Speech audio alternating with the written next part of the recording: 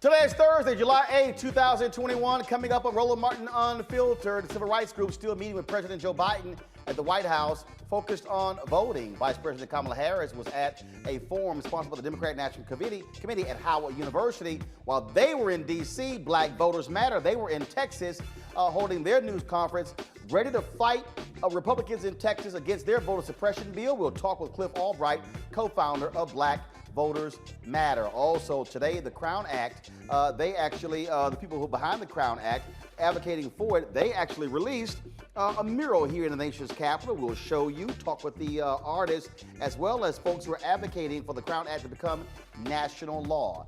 Terry McAuliffe is blocking the black candidates from getting the Democratic nomination. Well, that's what the former governor of Virginia, Doug Wilder, said, but also he also talked about why is he supporting a candidate who he called to resign after the photos came out of him in blackface. In Michigan, a school district said no racial bias was found after an employee cut a child's hair. Also, we have an update on the story we gave you yesterday about the assassination of Haitian President Jovenel Moise. And the cast of the Stars series Run the World was going to join us. Plus, today's Essence throwback, Bishop T.D. as well as businesswoman Sheila Johnson. Folks, it's time to bring the funk. I'm Roland Martin Unfiltered. Let's go. He's got it. Whatever the biz, he's on it. Whatever it is, he's got the scoop, the fact, the find. And when it breaks, he's right on time and it's rolling. Best believe he's knowing. Putting it down from sports to news to politics. With entertainment just for kicks, he's rolling. It's on go, roll, roll, y'all. It's Roland Martin, yeah. Rolling with Roland now. He's funk, he's fresh, he's real, the best, you know he's Roland Martin now.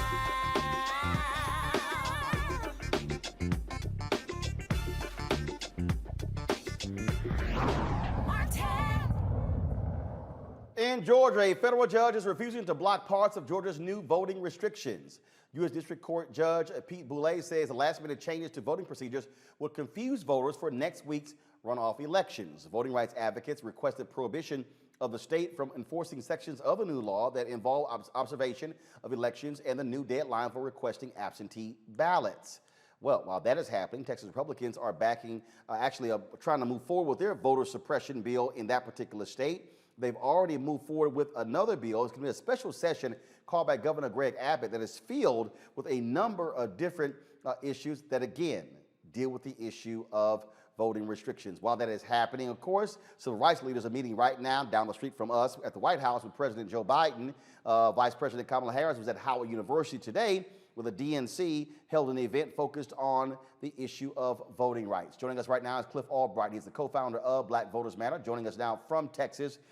Cliff, all the Republicans are backing off of actually making a couple of modifications, which includes cutting polling hours on Sunday and wording that would have made it easier for judges to overturn an election. Y'all still say that this is absolutely the kind of bill that should not become law in Texas. Absolutely, Roland. It's still got a number of horrendous provisions in it. Even those provisions that they've taken out, they're not even being honest about how and why they've taken it out. They've acted like they don't even know how those provisions got in there, particularly the one talking about making it easier for a judge to overturn an election. And so you really can't trust anything that they say. But again, there's still provisions in there that criminalize mistakes for helping a voter to vote. There's still provisions in there that criminalize the actual elected officials for sending out ballots to folks that to get their vote by mail ballots.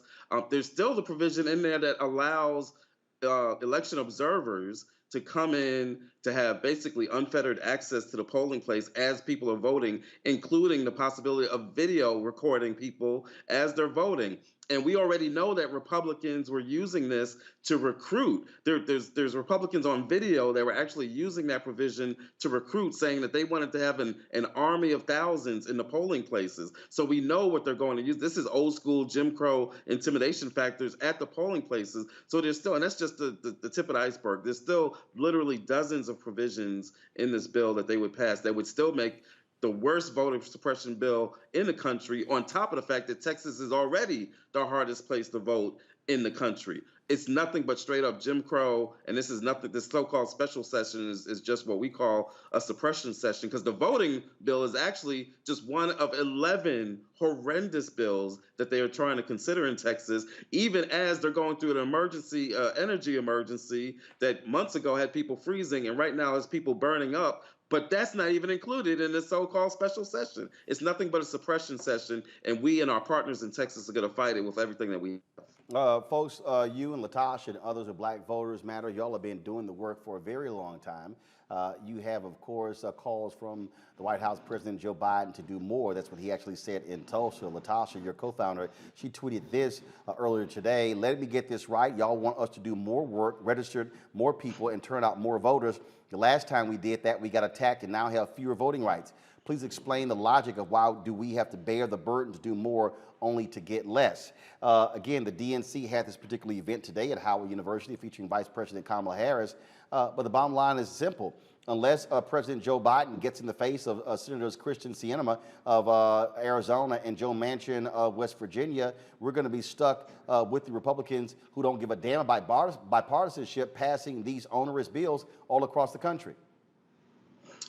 Yeah, and unfortunately, it looks like that Biden is basically throwing in the towel, right? They're now talking about that they want to have a campaign talking about I will vote. That's the name of the campaign. Kamala Harris talked about it today. Vice President Harris talked about it today at Howard University. But that's putting the burden of dealing with the voter suppression on the backs of the very voters that risked our lives, literally risked our lives in order to give them the power to deal with this. So we didn't put them in power so that they could then turn it back on us and say, well, I guess y'all got to work harder to vote. I guess you activists got to go out and work harder to organize folks. Like I just tweeted out a little while ago, this isn't Bagger Vance or the Green Miles. We're not some magical Negroes that you just call up and ask us to work some miracles because you are unable to do your job. The White House has got to use everything that they have at their disposal, including pressuring or using carrots on Manchin and Sinema.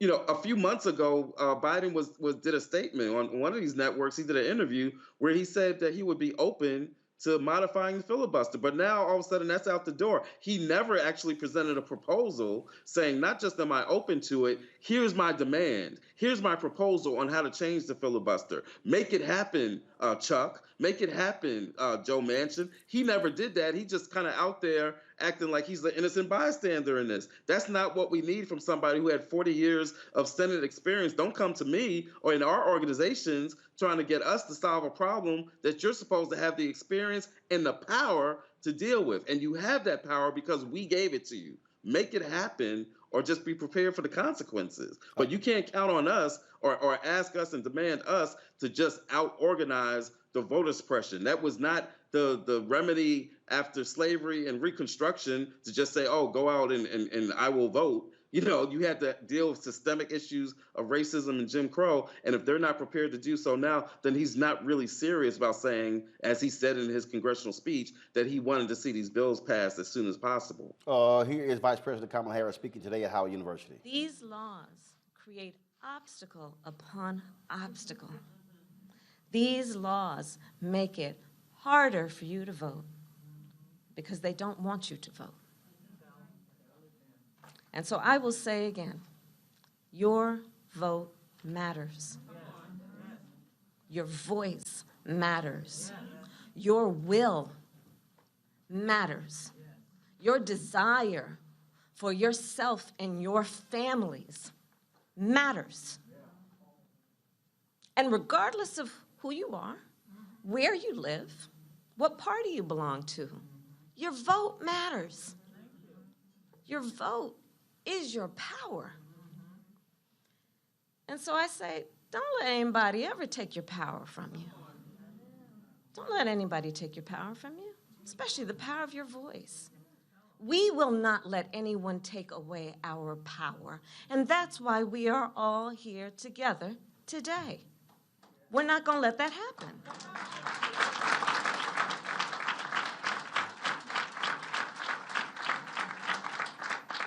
And so we need to fight back. So, Cliff, the question is, what's the fight back part? Right. I mean, I don't need that from the vice president of the United States. Like that's, my auntie or somebody, on the street can say that to, the folks that we're trying to get registered and mobilized, saying, don't let them take your vote from them. We're going to fight this. That's cool for like our organizers on the street or the neighborhood mama who's trying to organize the community. That's not what I need from the vice president. That's not what I need from the president. You've actually got the power to stop them from taking our votes. I don't need a pep talk, and I'm only mentioning Kamala Harris because the clip was of her. But at the end of the day, this falls on Joe Biden. This falls on the president. He's got to use everything that he has at his disposal to make this happen. Or else we just gotta, we may just have to come to a conclusion and just say the quiet part out loud. Maybe he just doesn't really mean it when he says he cares about voting rights and he wants to see these bills passed. You can't say, I want to see the voting rights bills passed as soon as possible, and then put an asterisk at the end of it saying, but I don't want to see it if that means that we need to modify the filibuster or end the filibuster because I'm not that committed. Like that's not the asterisk that was at the end of his sentence in his speech, but that's what they're demonstrating by their actions. We don't need a pep talk from them. We don't even necessarily need the $25 million, which is really literally a drop in the bucket. Like I know that sounds like a lot of money, but in terms of like organizing electoral campaigns across the state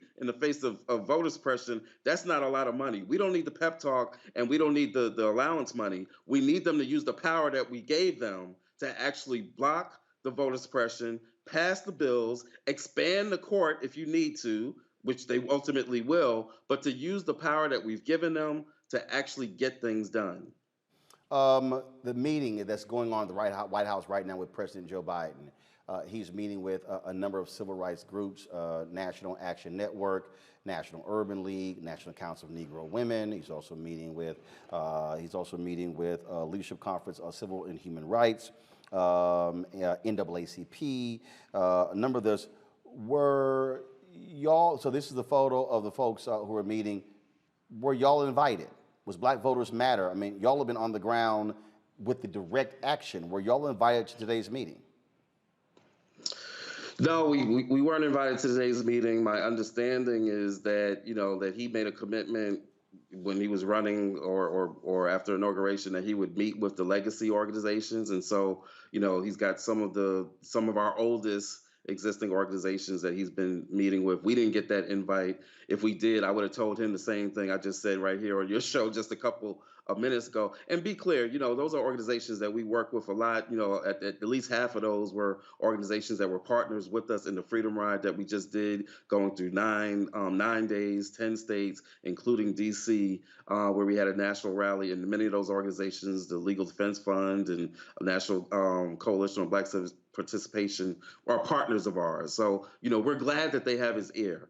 But we need him to not just have a listening session, to not just have a photo op. We need him to commit to doing what he promised. He gave a speech, was it his inauguration or his acceptance speech? He said to Black folks, you've had my back, now I'm gonna have yours. And again, I guess when he said he would have our backs, that wasn't including if it meant that they had to modify or end the filibuster in order for us to have the voting rights that we've been demanding ever since they gutted the Voting Rights Act 8 years ago, and then they re-gutted it. They expanded the wounds that they gave, the Supreme Court did just last week. These are not normal times that we're in. This is literally a historic attack on voting rights, and he has not lived up to the moment. He needs to have a LBJ moment where he digs into this, but instead what he's having is a Rutherford B. Hayes moment. For those who don't know the history, that's the president who basically ended Reconstruction, removed the federal troops from the South, and basically told the white racists in the South that they could go on and do whatever they want. It feels like he's having that kind of a moment instead of the moment that we need him to have, which is the dig in and the fight for us. And like he said, his words, to have our backs the way that we had his. All Epic right. Failure. Cliff Albright, co-founder of Black Voters Matter. We sure appreciate it. Thanks a lot. Thanks, Roland. All right, let's go to our panel right now. Joining us every Thursday, Dr. Greg Carr, Department of African American Studies at Howard University. Glad to have him here. Also, we have Reese Colbert, Black Women Views, and we also have Faraji Muhammad, radio and TV host. All right, let's get right to it. Greg, we keep talking about voting. We got elections coming up. You got 2022. We see what happened there. The Georgia law impacts local races going on as well. Black activists are saying, White House, we got to see results. Again, this whole idea of just, we're just going to accept this. What are you actually going to do? Your thoughts on that, and what President Biden needs to do. Should he be going on the road, taking this issue directly to various places? The Supreme Court decision came down, did the Arizona case. Will he go to Arizona and speak there? Will he go to Texas? And while they are in session, rallying Democrats there when it comes to this issue as well? Well, thank you, Roland. I would say we have to remember just a couple of very basic things. Number one, nothing changes in society except from the people out. So that's number one. So what Cliff and Latosha are doing, and all of the hundreds of thousands of people who have organized, we have to keep that up and intensify it. Old shovel mouth Greg Abbott, who is basically kicking off his presidential campaign today with this special session of the legislature. And as you say, your family, my family there in Harris County and Houston, they're not addressing, they don't even have, as Cliff said, they don't have anything dealing with the energy crisis they have down there, because this is designed for Abbott to shore up his bona fide white nationalist credentials, because his corn-pone brother in Florida, the governor of Florida, has been able to get his 5 o'clock shadow bills passed with his Klan adjacent agenda. So they're positioning for 2024. But remember that, number two, politicians are not your friend. So that Rosa didn't sit for a politician to fly. These people are tools. We can like them, we can not like them. That's beside the point. And so we have to understand that Joe Biden was never committed to our agenda. Our agenda is different than Joe Biden's agenda. Our job is to stand him up and force him to do what we need him to do. We need to break his back as well. And that extends, of course, to a sister who's a good sister, but she is a politician, the Vice President of the United States. Using Howard University, renting out the Howard brand, which is increasingly popular these days, only intensifies the idea that individuals somehow are stand-ins for institutional power. We have to continue to organize. Finally, the Georgia case is very interesting, because when you look at the Coalition of Good Governance, a right-wing crew out of Colorado, the thing that they went to court to ask this Trump-appointed judge, district judge in the Georgia district, J.P. Boulay, to stop, are actually things that would make it even worse. They want to take pictures of your ballot while you're voting. They want to get up close on those people to see how they're voting, all this kind of thing. The judge said it's too close to the election to overturn. We have to understand that, unlike Reconstruction, unlike Jim Crow, when we had to literally fight to get to the ballot, you can put all the mother may I rules in place. We need to follow all those rules while they're in place, overflow the ballot box. We need to continue to put pressure on politicians. And then when the politicians get in, we need to tell them, hey, we like you personally. After this, we'll have drinks. But right now, I'm going to break your political back. We have to be smarter than to treat politics as if we're watching an episode of The Real Housewives or House Husbands or something or other. Reese, what you're dealing with here is, again, the president, he's meeting now with legacy civil rights groups. Yet, the folks who are providing a lot of the energy on the ground, Cliff and Latasha, Black Voters Matter, Until Freedom, and others, not invited. Is it a mistake for the White House to sort of say, well, we will meet with the legacy civil rights groups, as opposed to the folks who you need on the ground putting the work in? I mean, I don't understand how an organization like Black Voters Matter was excluded. I do know that Latasha Brown tweeted about Vice President Kamala Harris reaching out to her shortly after Vice President Harris was announced as taking over for the Voting Rights Initiative on behalf of the Biden administration. So I don't know who is particularly responsible for the guest list. It does seem like an oversight or a slight. I don't know which one it is, but they do need to hear from a more diverse group of Black organizations, not just the legacy organizations. But I think that the interview that you just conducted with Cliff is a prime example of the challenge that Democrats face. The bottom line is that people don't want to hear about the filibuster. People don't want to hear about the political realities of not just Joe Manchin and Kristen Sinema, but the Democrats that are hiding behind those two senators who also don't support the filibuster reform. And so I understand the frustration, and I've been saying that Democrats are going to have to deliver results irrespective of how much headwinds they're facing from Mitch McConnell, how much obstruction they're facing, because people don't care about the particulars of how things do or do not get done. But with that being said, I do think it's important what they are doing right now. As Cliff said, $25 million, a drop in the bucket. I do agree with him on that point. But I do think that the thing that we saw that was most effective in 2020 was the fact that voters knew the onslaught of voter suppression tactics that we were facing, and we showed up and showed out anyway. Voter education is a very critical part of our civic engagement. People don't even understand that the Congress is a co-equal branch of government to the White House, which is a co-equal branch of government to the judiciary. There are basic civics understandings that people lack. People need to know all the rules, as Dr. Carr just said, and know how to follow them. And so that is a key component that has to be addressed. You can put in a place for the People Act that's not retroactive. It doesn't. It may not even get past the John Roberts, Gorsuch, Comey Barrett court at this point, in Kavanaugh court. It's stacked. And so you cannot just only tell, do something in the Senate. You have to have an all of the above approach. And I think that that's what the White House is signaling there. I don't think that they're signaling that they're throwing in the towel. I think they're signaling that we need a multi-year long voter education effort, which I wholeheartedly agree with. I'm sick of them trying to crash a whole bunch of things into the last 2 months of an election and show up and say, okay, this is how you guys do stuff. We need to have continual voter education. I think that is an important part of what they're doing right now. 25 million is a down payment.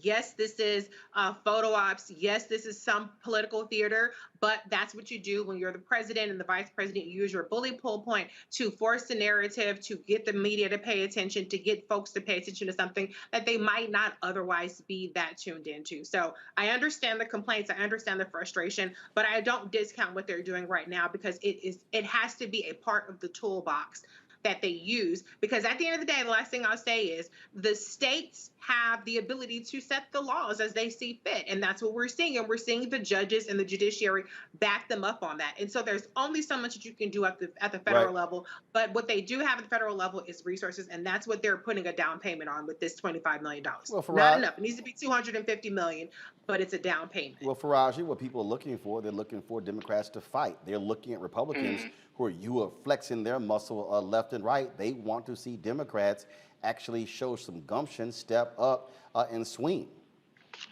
Hey, look, that's the big thing and that's one of my biggest frustrations, Brother Roland. The fact is that we do not see Democrats going blow for blow with the Republican. You know, I have great respect and admiration for Michelle Obama, but a lot of times we have rested on that principle that she said that when they go low, we go high. They're not thinking high. They're thinking power. They're thinking control. They're thinking about the legacy of their agenda. We have to go blow for blow. Now, I want to just say something of what Reese said in terms of voter education, which I think is highly important. Civics 101, the whole nine. But let's put it where the goats can get it. Why aren't people voting? Because people do not believe in the American, quote unquote, the American experiment. People have lost hope in this country. We saw what we saw on January the 6th, and you would have thought that even after such an abrupt, obvious situation as that was, that there would be people just, there would be some level of accountability, some high level of punishment. We all would say, well, if they were black, it would have been happened different. And look at what happened. Very little accountability, very little punishment. So people are seeing a country constantly going on a decline, which is why people aren't voting. It's not that people don't care. It's not even that so much that people don't understand the power, especially when you're talking about black youth and brown youth. It's just that people are essentially have lost hope in this country. So when we're talking about voter registration, voter suppression, and voter empowerment, let's get on a very fundamental level. Do people believe that this government has and will do what it needs to do to protect the interests of the people? Do people believe in democracy anymore? Or are people looking for something else? And last quick point, when Frederick says power without a demand power won't concede to nothing without a demand. What is the demand? If you are talking to civil rights legacy organizations, what is the demand? It's a demand to just say, hey, we want to have our right to go to the ballot box, to cast our vote. Got it. Or it's the demand that there has to be something else. There has to be an activism level. There has to be a political a component to it. But most importantly, you got to talk about raising the hope of people. Well, I want to bring in former Virginia Governor Doug Wilder. We're going to talk to him about another issue. I do want to get his thoughts on this very issue here. Governor Wilder, look, this is not hard. Republicans play hardball. They want to take Democrats out. They will do whatever they can to win. It seems Democrats want to play patty cake. They want to sit here and play jump rope. Can we all get along? They the only ones, Democrats only want to talk about bipartisanship here in the nation's capital. And I'm sitting here saying, if you know you are fighting a thug, you might want to fight like a thug with a thug, because they are not trying to play nice.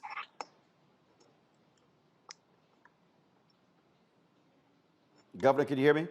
Yes, I can hear you. I want to get your thoughts on what You didn't ask me any questions. No, well, I want you to respond to that. I mean, what would you tell President Biden that he needs to do, and what would you tell Democratic leaders, Nancy Pelosi and Chuck Schumer, in terms of how they should be responding with a sense of urgency when it comes to voting rights and the assault on voting rights in this country? Well, first of all, it's good to talk with you again, Roland, but I've listened to some of the commentary that has been going on before. You don't have to tell somebody that you have their number when you have it. In other words, if you cannot be but for me, then I shouldn't have to argue with you or fuss with you about anything. If your record shows you've done nothing for me, then why should I look for it? And so it's one thing to have what we see going on as it relates to the president, the people who are very concerned with immigration and who comes in and who comes out, and arguing about the 1619 project as to, well, did she really mean what she said in terms of what happened? The effects of the COVID on those people who were already affected at the bottom rung of the ladder. And so I've never believed in arguing with anybody. If you are not doing what I want you to do, I'm going to do all I can to get rid of you, to vote you out of office. There's no need to argue. There's no need to fuss. Now, the next guy might be just as bad. Vote him out. And so don't think these people are not made aware. They know who they're dealing with. They know what they're dealing with. Just look what the current governor of Virginia is doing with reference to blackface. He withdrew the apology, didn't he? Oh, no, he apologized. Oh, did he? Then you got the former governor who now says he's going to bring bold leadership. Well, in bringing that bold leadership, is he saying what we have now is not? And then the first person he kicked out of the box was Justin Fairfax, the lieutenant governor, because McCall says he had credible evidence. Has he produced that evidence? No. He chose to run against and oppose people of color, 2 black women. And to that extent, he's running with the same man who was in blackface, Mark Herring. And so when that's taking place right here, 100 miles from the nation's capital, where are the voices speaking out against that, Roland? Have you heard them? Have not heard it, and for folks to understand what the governor is speaking of, when the Mark Herring, first of all, when the blackface controversy came out involving Governor Ralph Northam, there were calls for him to resign. The call came from McAuliffe, the first person. Right, Governor Terry McAuliffe. Then, of course, when it appeared as if on a Sunday that he was going to be stepping down, all of a sudden a story came out alleging sexual harassment or sexual assault against Lieutenant Governor Justin Fairfax. Then, literally within minutes, I'm talking about within 2 or 3 minutes of that story dropping, Governor Terry McAuliffe calls for the resignation of Justin Fairfax. What then happens? Then they find out there was a blackface controversy involving the Attorney General, Mark Herring. Well, who had called for Northam's resignation himself. right. So what then happens is, when that then happens, now Democrats in Virginia are like, well, wait a minute, okay? You got blackface for the governor, you got sexual assault allegation against the lieutenant governor, blackface with attorney general. Nothing actually happened there, but here is what's interesting. McAuliffe runs again for governor. You can only serve one term as governor in Virginia per the Constitution. Runs against Fairfax and several other candidates, including several other African Americans, critical of Fairfax. Yet now, to Governor Wilder's point, he's now rescinded his call for Herring to resign and is endorsing Herring as Attorney General. I'm sorry, I'm confused. I'm not. And that's what I wanted to get to. And I think your people on your show who preceded me in this instance need to not look too far in terms of blaming where the blame is. The blame is with leaders. Now, are you a leader because you get elected to office? No. You are elected to an office of leadership, but you have to make that difference. And where are those voices now raising what you just discussed? As far as I can see, Roland, I have not heard those voices. To the contrary, we've had black leaders saying that the black women that were running for governor should wait for the appropriate time for them to run. So this is not the time, they were saying, for them to run. And they had far more experience than Terry McAuliffe ever had, who never held an elected office when he ran. So my sound off on this is this. Nothing has changed from 1619, nothing has changed from 1607. We have never really addressed the root causes, the real causes, the separations, divided into the extent of dealing with what? Money. And when you're talking about where the dollars are spent, how they are spent, and yet, let's get to this last point that I want to make. Terry McAuliffe has no chance of winning unless there is strong turnout in what? The black community. Can't win without it. But does he worry about it? No. Why? Because obviously he takes it for granted. The primary is over. Why did you wait? Why not say this before the primary? Why not publicly force Terry McAuliffe to address this issue, force Herring in Northern to address this issue before the primary? Well, because I wasn't running. You had black people running. Why didn't they do it? Where are their voices now? You ask why I didn't do it before the primary? No, I wasn't running. But I'm doing it now. And where are their voices before or after the primary? Have you heard a single word from one of them or one of those leaders? So what it sounds to me like what you have is you got folks who don't want to tick off who they think might be the future governor again. What do they lose? Right, and not holding them accountable. So yeah. I have a post out, as you know, because you read it, Wilder Visions. I stated it all out. I haven't just started being critical. Mm-hmm. I've stopped any numbers of things from taking place. And I get people who call me from all over the country, letters from all over the world saying, thank God somebody is calling it like it is. And let me say this to you, Roland. These calls are coming not just from black people, mostly white people who are saying Virginia deserves better than this reputation. If it's bad when it was somebody else involved, it's bad now. Blackface has never been good. With Eddie Cantor, with Al Jolson, and anybody else, blackface is blackface, and it means just that. Difference, despicable, hatred, and prejudice throughout. When you raise the question, why aren't those black candidates not saying anything or actually speaking up?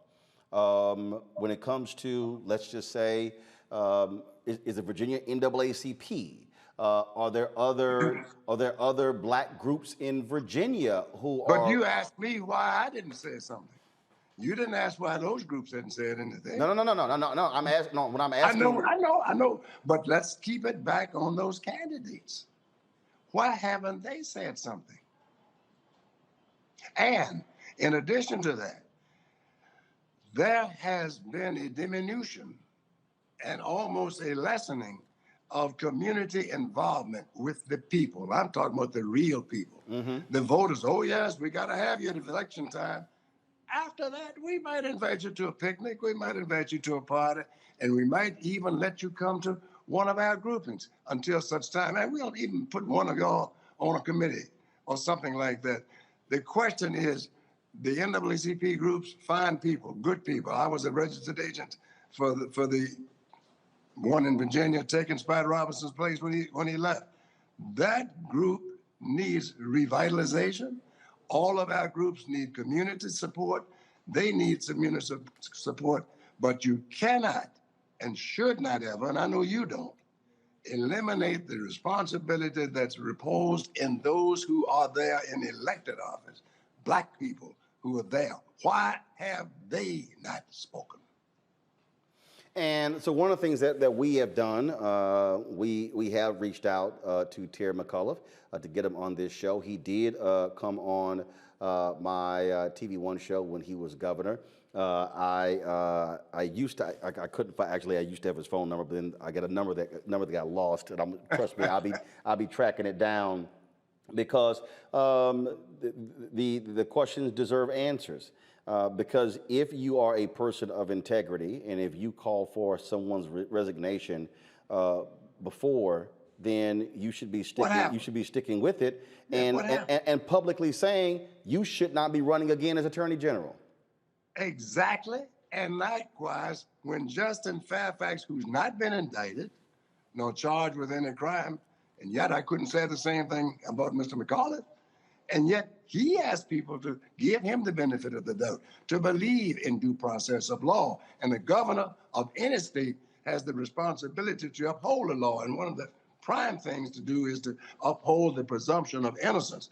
He determined that Justin Fairfax was guilty, and has yet to show anything that would make you, me, or anyone else believe that he had evidence to show that. If he had it, show it. If you didn't have it, say it. But be person and man enough to own up to what you do and what you say, because all of us are not going to forget. And one of them you're talking to right now. I take it you haven't heard from Terry McAuliffe.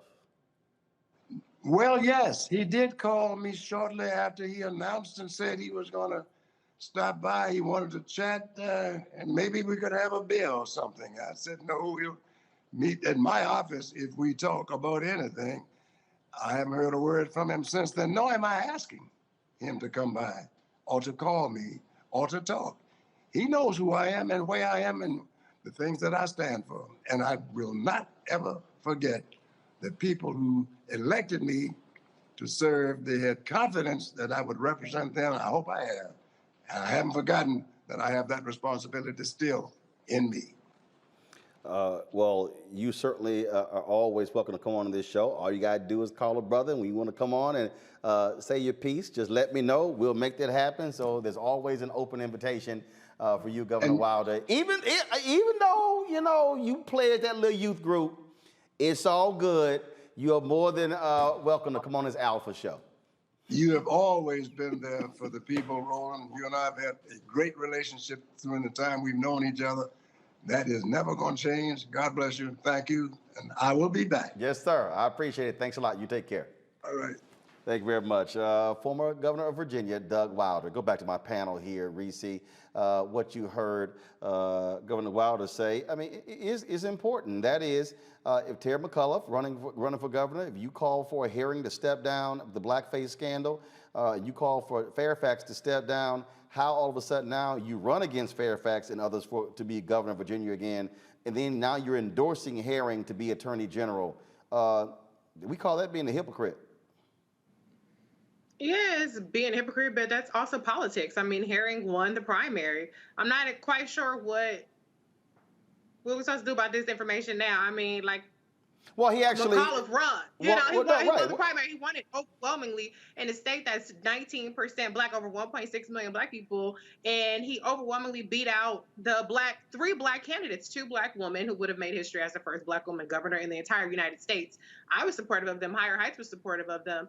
So I respect Governor Wilder. Don't get me wrong, but the primary is over and done with. So I'm just not exactly sure what we're supposed to do with this information Actually, other than to actually, be like, no, actually, yeah, actually, he's no, full of act, shit. no, actually, I think what he's saying is, McCullough, why didn't you have the guts to say this before the primary? Why didn't? I agree. So that's really what he is saying and challenging him. I think that's what he's doing. So I mean, I get it. I get it, but I also think it's a moot point because he already won the primary. And so I think what we have to do as black people is there are so many states where black people have a sizable amount of voters where we could get a black senator, we could get a black governor, and yet we don't. And part of that is voter suppression and disenfranchisement and things like that. And part of it is also just the political calculations that sometimes we make. It takes a white man to beat a white man, or it takes a white man to beat a white woman, or whatever the situation may be. So I'm not trying to turn this back on black voters when it's about Terry McAuliffe, because Lord knows I do not like to defend white men. That's not my ministry whatsoever. But I do think that, at the end of the day, the voters, a large number of them black, made their decision. We as black voters at some point have to say, we want that representation in the people that are running and put our support behind them. I think anybody who said that Jennifer McClellan or Jennifer Carroll Foy should have waited their turn, they announced before Terry McAuliffe announced. So that's really stupid to have that kind of attitude towards it. But I mean, I agree with Governor Wilder. Terry McAuliffe is a hypocrite. He's full of shit when he denounced the blackface scandals. But like they say, it's show business. That's politics. And like you said, I think Dr. Carr, actually, you said it in this show. They're not your friends. They're there for politicians, and that's really I'm just like failing to muster up any kind of outrage behind this. I'm sorry. Greg? No, Reese's right. I mean, let's be crystal clear about it. One thing I will say at the onset, though, about Lawrence Douglas Wilder at 90 years old, that generation ain't having it. Let's be very clear. So you got to understand, when you get close to the end, you look back and say, you Negroes about to pay the same dues. You know how you slip that in there? I want y'all to understand there's a name, he name checked somebody that went right by probably most of our ears. He said, I took over NAACP. I was arrested for them. I took over for Spotswood Robinson. Y'all go look up Spotswood Robinson. Everybody talking about Thurgood Marshall. Y'all go look up Spotswood Robinson. I'm going to leave that there. But my point is this. So that's number one. Number two, Reese just said it. Politicians not our friend. Look, Terry Slick Oil McAuliffe with the Clintons. We're going to talk about Haiti in a minute. We could tie McAuliffe to that too. Terry McAuliffe ain't never been nobody's friend. This is what Terry McAuliffe did. He decided, I'm going to win the governorship the day I'm going to go after Ralph Northam. And by the way, Ralph Northam, 2025, wait for it. I am after Northern threw Justin Fairfax under the bus to save his ass, and that was his white boy cabal. They got up in there in Richmond late in the night and said, how we gonna survive this blackface? Let's throw this out. Check out what Governor Wilder said. And look, in Massachusetts, California, I want you all in North Carolina, please investigate this. They baked Justin, and then they made a deal. Come on now. This is all that's going on. And guess who else got threw under the bus immediately with the two sisters, with Foy and McClellan? Meaning what? Ralph Northern is a racist. Did you hear what the governor said? He said, oh, I apologize. He said, really? Did you hear that? And you know what he just did? He just trolled brilliantly, because you know how old black people do it. He just trolled everybody. They may invite you. Yeah, a little picnic. They may even put you on a committee. That was to the whole Congressional Black Caucus. That was to the Vice President of the United States. That's for all you Negroes that make T-shirts out of politicians and wear them around like they somehow kind of damn freedom fighters. And that's from a man who was the governor of Virginia, then the mayor of his hometown, Richmond, who's sitting at 90 years old and said, I give no Fs, I have no chill, and McAuliffe may have won the primary, but you about to mess around and lose the governorship because you've got that percentage, Reese just said, almost a fifth people in Virginia black, and they know who you are. They might stay at home. And at that point, you got the straight clan running the government. We need to understand. Listen to what he just said. Faraji.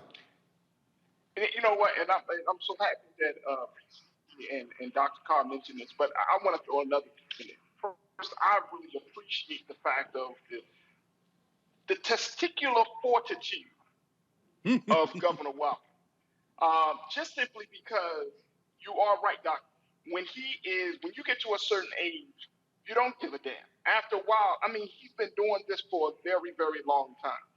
But the question that Roland pointed out that I think that we need to key in on is that he said, I didn't say anything because I'm not running. Right. The man is 90 years old. And to be able to kind of take a rest, and then those of us who have the platforms, who have the testicular fortitude, who have the vision, should be exemplifying what the Bible says, that, you know, older men and women for counsel, younger men and women for war.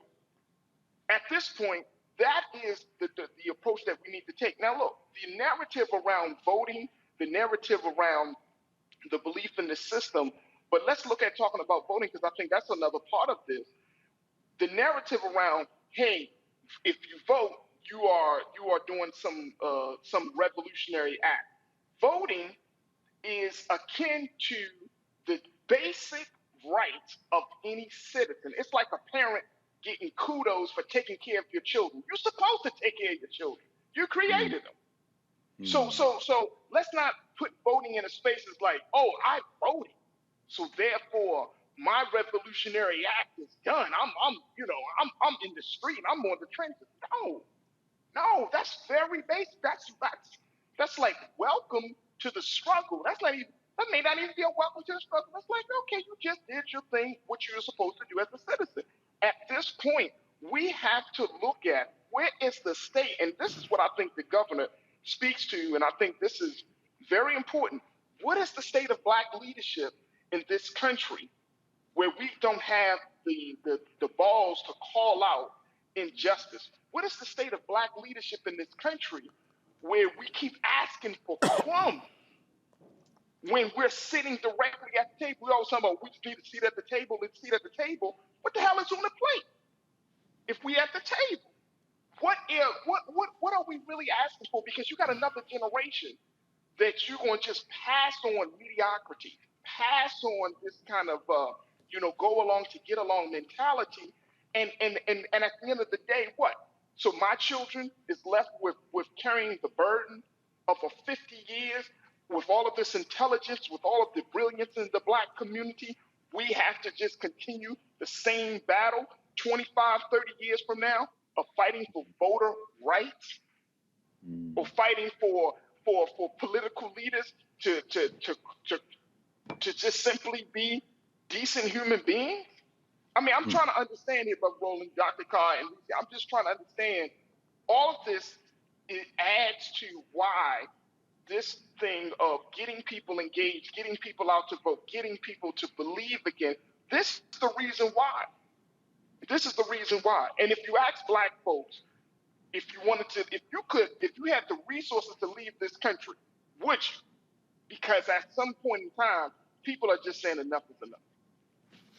All right, folks, let's stay in Virginia, where a statue of one of America's greatest racists, Harry F. Byrd, a former governor, U.S. senator, and staunch segregationist, has been removed from Capitol Square. This is the video right here, where the statue, which was erected in 1976, was removed earlier yesterday off its pedestal and taken away on a flatbed truck. The statue will remain in storage until lawmakers determine its final disposition. Lawmakers voted to remove the statue earlier this year. Again, we talk about what happens when you take over. Republicans controlled the legislative body there in Virginia for a very long time. Now they don't have that power. Democrats are controlling, so those racist monuments are being removed and taken away.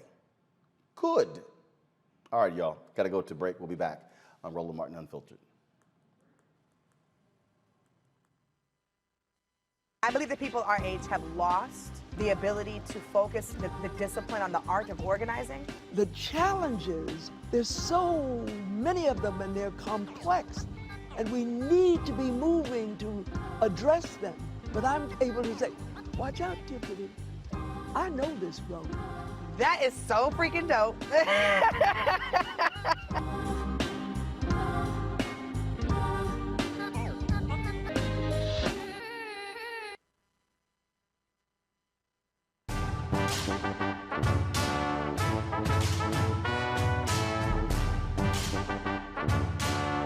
Setting off our freedom ride for voting rights. So we're down in New Orleans. We're in the historic neighborhood of Tremaine. Everybody is a freedom rider. Even if you're not getting on the bus, you're still a freedom rider because you on this bus on this journey that we are taking towards voting rights and liberation. What's going on, Mississippi? We are the heart and the belly of this movement.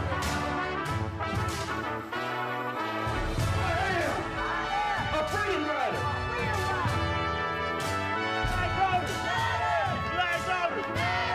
Freedom riders. We had about 4 or 5 folks who were either freedom riders or in the lunch counter sit-ins. We had local organizers. Day 3 of the freedom ride. When we flex our collective muscle, we will always win. Can you imagine it? Will you fight for it? Welcome to Rock Hill, South Carolina.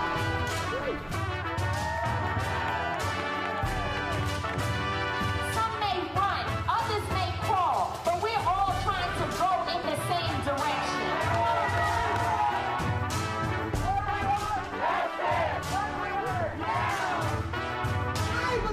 I believe that we will win. I believe that we will win. West Virginia got something to say. This is what it's about, and everybody making a demand that we want the For the People Act passed. So we're on our way, y'all. Next stop, going to Richmond, Virginia, and then it's on to D.C. You're not here where you're at! I am here and now pass the torch and pass the flame.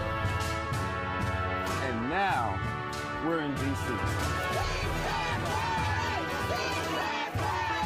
We are deadly serious and laser focused as we make our demands and we say we want the For the People Act and we want it now. You are founders of a new nation and a new platform. Stand in your radical reimagining of the world.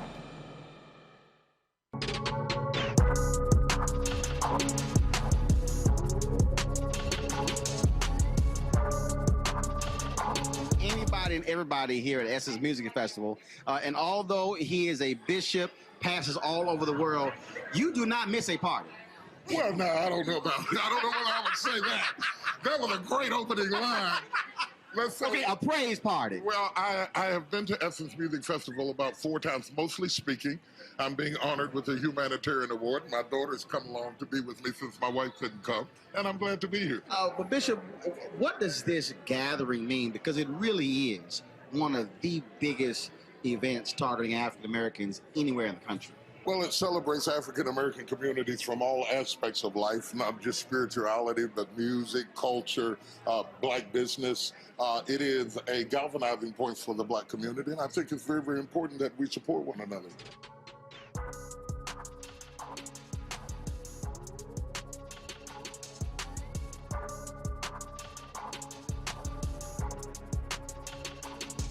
Don't forget, you want to check out the 2021 Virtual Essence Festival. Go to essencestudios.com, essence.com. And so we certainly appreciate Coca-Cola partnering with us in all of that. No, Bishop Jake's Foley, you know he ain't afraid of no party. I mean, he ain't got to be all holy. He ain't nothing wrong. First of all, wasn't Jesus at a party when he turned water into wine? I'm just saying. It's all good, Bishop. All right, y'all, an update out of Haiti. 7 people suspected of killing the nation's president are dead, and 6 are in police custody. 2 are believed to be Haitian Americans. According to a senior Haitian official, one of the men was possibly a former bodyguard at the Canadian Embassy in Port-au-Prince. Folks, President Jovenel Moïse and his wife were ambushed at their home early Wednesday morning. The suspects are described as highly trained professional killers. The arrest took place in an upscale neighborhood outside Port-au-Prince. Folks, since the assassination of Moise, the country has been in a state of unrest. Gunshots can be heard across Port-au-Prince. The First Lady was flown, First Lady Martine was flown, she was injured in the shooting, was flown overnight to Florida, to Fort Lauderdale Hospital, where she's in critical but stable condition. Interim Prime Minister Claude Joseph is calling for the United Nations to hold a Security Council meeting and for the international community to launch an investigation into the assassination. Greg, you shared some thoughts about the turmoil going on in Haiti online. Want to share that with us? Oh yeah, brother. Yeah, your colleague in the black media, in the media, Karen Hunter and I were talking about it. I mean, let's be very clear. Those talking points that we heard from Claude Joseph were probably typed up in Washington at the American Embassy. He and the guy Ariel Henry, who Moise tried to appoint a couple of days before he was killed, both them guys been vetted, man. I mean, Claude Joseph was on faculty here. I think he got his PhD from the New School in New York. He was on faculty in the United States and in New York at one time. Ariel Henry is an MD. He was supposed to be the prime minister. He was the one who was in charge of the cholera response, which was disastrous in Haiti. And he is he was after being vetted by the Organization of American States, which is another client organization. So when you hear this guy stand up and say, I think the UN, the Security Council met today, the OAS should be involved, and then the United States, Anthony Blinken endorses him, that lets you know that that's the first layer you got to peel back. These guys ran up in Pétionville. Pétionville is the most secure place in Haiti. That's overlooking Port-au-Prince. That's where the president lives. That's like you walked up in the most secure. It's like you walked up in Beverly Hills or the Bill Gates house, knocking on the door talking about DEA. Who knows whether they were DEA? Moise got enough enemies so that anybody could have killed him. But don't believe for a minute that the United States wasn't either monitoring or aware of the danger the man was in. Finally, this, and here's where it really is important. Understand that the United States is Haiti's largest export partner, that in 2019, Haiti did $1.3 billion in exports, and the first things they exported was knit, crochet, accessories, and clothes. Levi Strauss got a big factory down there. Understand that the business interest goes on unimpeded, and whoever's in charge of Haiti has already been aligned by these companies and by these countries who have decided that this will be in our best interest. So look for this. Look for some form of occupation. Either the UN gonna go in, the damn president of Colombia talking about the OAS should go in. Yeah, the president of Colombia where the narcos use Haiti to push the cocaine into the United States, because that and sex trafficking and child trafficking are two of the underground biggest economies in Haiti. This is criminal business as usual. We have to stand with Haiti and stop acting like these flags mean something and don't believe nothing the United States government says, or for that matter, the white-facing mass media. Faraji? Yeah, I mean, I'm looking. There was a report that just came out, Brother Roland. CNN had just put it out that among those detained in the assassination of President Moise, one may be American. A gentleman by the name of James Solanges was part of the group, according to what they're saying. And they asked, when CNN asked whether the suspect was an American, the elections minister, Matthias Pierre, said that so far that's the information that they have on the situation. So listening to Dr. Carr, and look, I know that without a shadow of a doubt, there's American hand involved in this in some way, shape, or form. The question is why, and that is going to be the big thing. But I think that at this point, that we should get our boldest and our brightest and our blackest minds to come together to figure out, what should be the destiny of Haiti, and more importantly, how do we make sure that the people of Haiti are empowered? How do we connect with those who are trying to get Haiti into a better space? Just like we have those organizations that are doing work on the ground here, there are organizations that are doing work on the ground there, and we should be able to connect. We should be able to empower the people, because as all of these, as this tragic event has happened and all of these political, dynamics are continue to unfold in that play here, the people are still trying to figure out what is going to be the future of their country. And so that's when we can do our part. And I think that we have to expand our thinking. And I mentioned this the other day too, Brother Roland, of course. We got to really expand our thinking that my Haitian brother down in that part of the world, he's my brother, even though I might be here in America, in the States, that's my brother. And so what happens to him affects me, and what happens to me should affect him. But we have to generate and cultivate that type of love, that type of concern, so we can provide that type of support when moments like this happen. Reese, this here is a photo from the Associated Press of the suspects who were arrested there in Haiti. One of the former officials in Haiti saying this is flat out a contract hit on the president of this country.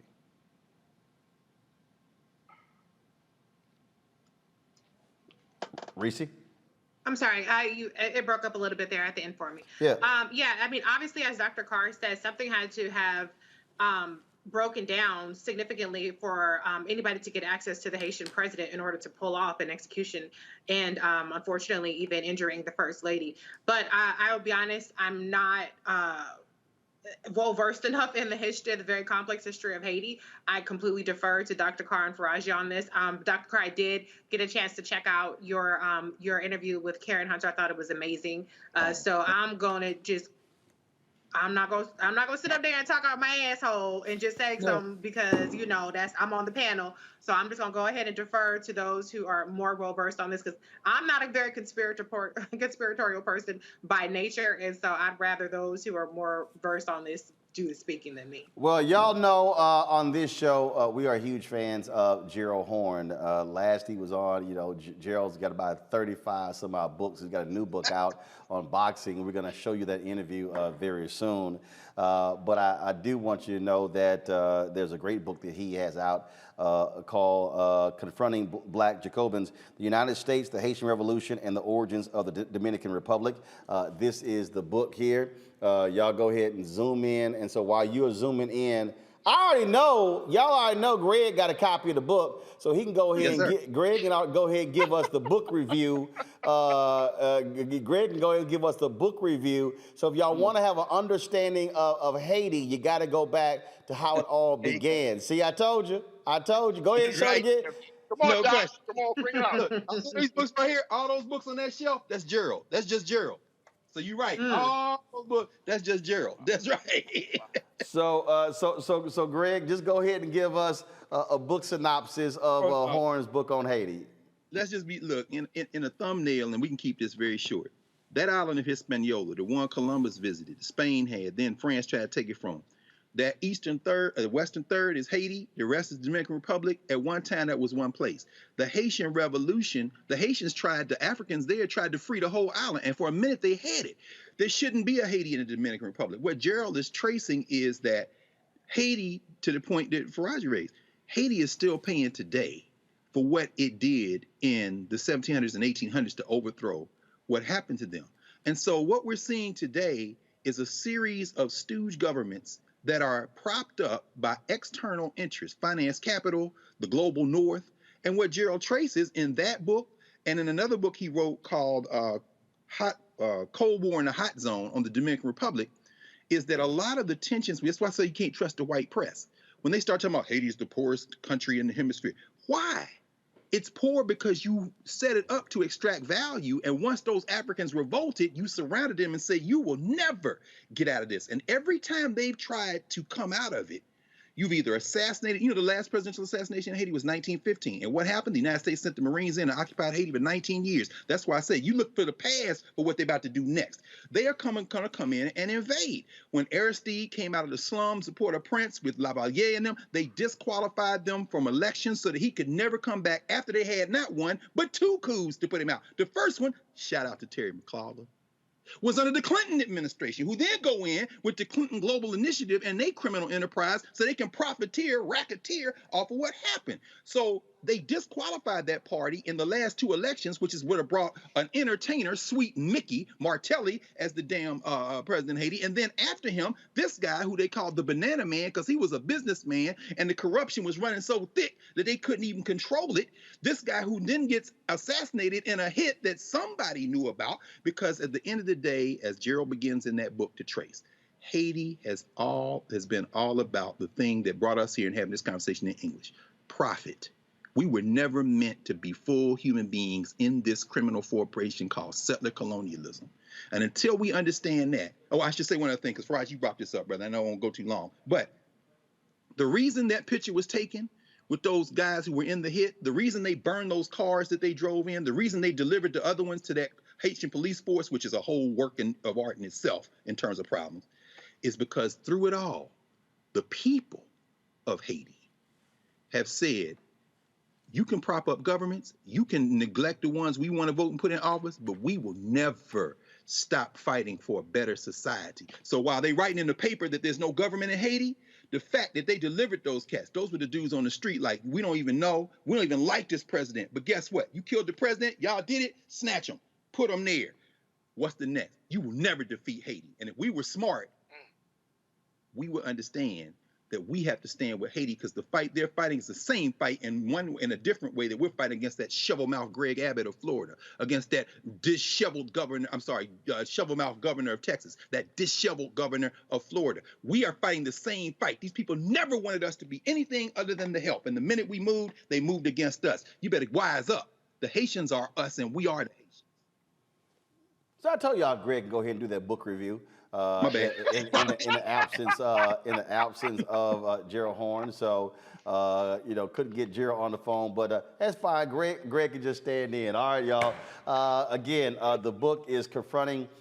Is it Black Jacobins? Is that it? I think they usually say Jacobins. But since it's French, we don't care. We can say Jacobins, brother. You know, a Texan would say Jacobins. Yeah, Texans say, well, I say Jacobins. I don't know, maybe we'll call it something else, but what the hell? I'm gonna call it Jacobins. The United States, the Haitian Revolution, and the Origins of the Dominican Republic by Gerald Horn. And as I told Gerald, I probably have sold more Gerald Horn books than anybody else by having him on the show. And Gerald did say, he said, yes, because of you, I've sold a lot more books, and so we support that brother. All right, y'all, today, the nation's capital, that was an event that took place celebrating the Crown Act. Crown Act was actually on Saturday. It was the second anniversary. The folks, the Dove has really been a big supporter of that. The Joy Collective, a black-owned firm here in the DMV, they've been working with them on that. And so what you'll see here is, go to my computer, please. And so they're trying to actually get the Crown Act passed on the federal level, but also on these various state levels. And so we're out there for the unveiling of this mural. There are a number of murals that they actually have all around Washington, D.C. And so you see the action they have here. You can actually go to their Twitter feed to check that out. But Candace Taylor, who is an artist here in the area, this is what the mural looks like right here, folks. It's a photo of it. We had a chance to talk with her about her work, about this mural and what it means. Guys, let me know when that is queued up for the interview with Candace. And so go ahead and roll it. This is my conversation with Candace. All right, so we want you to explain for us the mural, inspiration behind it. How did you, let me just sort of extend this. That way, when you're talking, I can actually extend it. Okay, all right, take us through this. So yes, this is the piece. It's called Crown. This piece was inspired by images of Black girl magic, Black joy, looking at images of Black women and women of color in just full confidence, high poise, full glam. I just wanted to elevate Black beauty in a way that just felt like attainable for everybody. I wanted anybody who, I'm a Black woman, you can look at this and see a bit of yourself in it, or if you love and care for Black women, then hopefully you can see a bit of someone you recognize or someone special to you. I wanted this piece to be relatable. I wanted it to be bright, vibrant. I wanted it to radiate energy and give it back to this community that this work lives in. Candace, I don't see no brothers.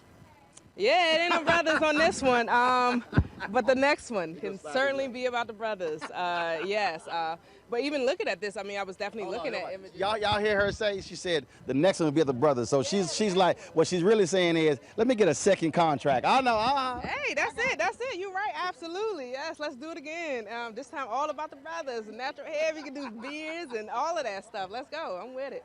Now, what you also did here was, so walk us through, because you also focused on, I can easily tell, the different shades of Black.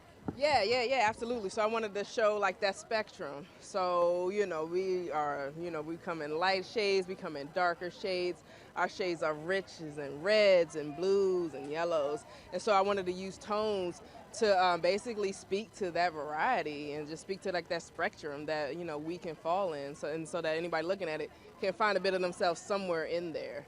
I didn't want it to be singularly focused, and so that's hopefully, yeah. I'm glad that's coming across. That's awesome. Well, no, it's easy. You can tell. Yeah. Right over here. I mean, again, you got your light skinned sister over here. And then Yes. again, you got all the different shades. So how many murals have you done? Murals? Oh man, I don't even know. Like 7, 8. Not. Yeah. All in DC? No, not all in DC. Majority are, yes, in DC. And sometimes it's a mural on the wall. Sometimes it's like a large-scale canvas or some boards or something that then gets mounted onto something. So murals can come in different types of forms.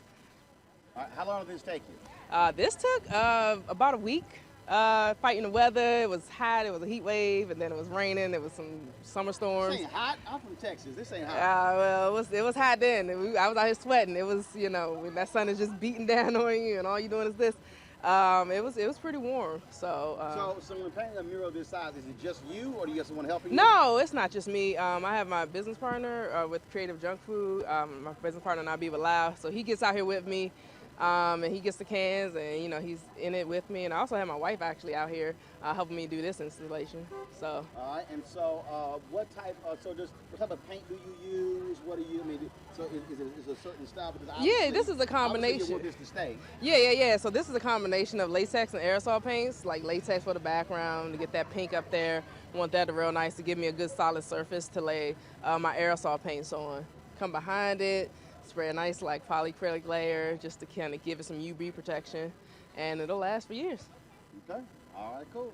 All right, so if folks want to actually check out your work, where do they go? Yes, you can check me out online on Instagram at Eshvion or at Creative Junk Food. That's when you can. Baby, you gotta spell that first one. Eshvion, ESHVION. See, right, you got. Yes, okay, at Eshvion. Look, they don't know what that's. Do it slowly. Okay. So yes, on social media you can find me at Eshvion, ESHVION, or at Creative Junk Food. You can see some more of my work at creativejunkfood.com. And just hit me up, follow me. Okay. All right, we got it. I appreciate it. Thank you. All right, thanks a lot. Thank you. All right, folks. So, all right, y'all. We did a great interview out there with Ajoa Asamoah, but she was so vain, she wouldn't let us run the interview because she didn't have any lipstick on and makeup. Go ahead and run the interview. So she's like, no, I got to hit play, y'all. Come on. She's like, no, I got to come on the show because I didn't have any lipstick on. You put your little and I'm like, you were fine. It was all good. You looked just fine. So, yeah, we're not going to roll the interview because she said she got to come on live. Come on. Where you at? I don't believe you, Roland. What? What? What? What? Did you not think I was not going to roll a video?